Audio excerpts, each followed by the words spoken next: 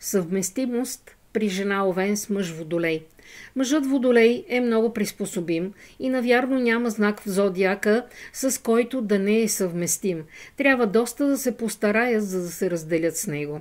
Водолейте са верни мъже. Жени, омъжвайте се за Водолей.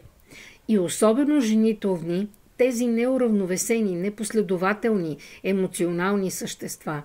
Ще чувствате как при всяко избухване ще ви обгръща меко покривало от нежност, умиротворение ще изпълва вашата неспокойна натура. Мъжът Водолей действа подобно на валерянова тинктура върху темперамента на жената Овен.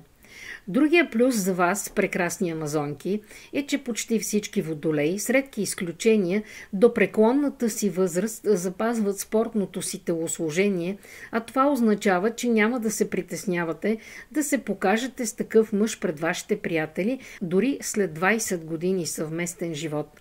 Жената Овен привлича водолея с дръзкия си характер.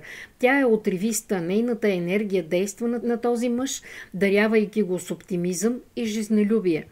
А най-важното, жената Овен не умее да лъже и това е истински подарък за открития водолей.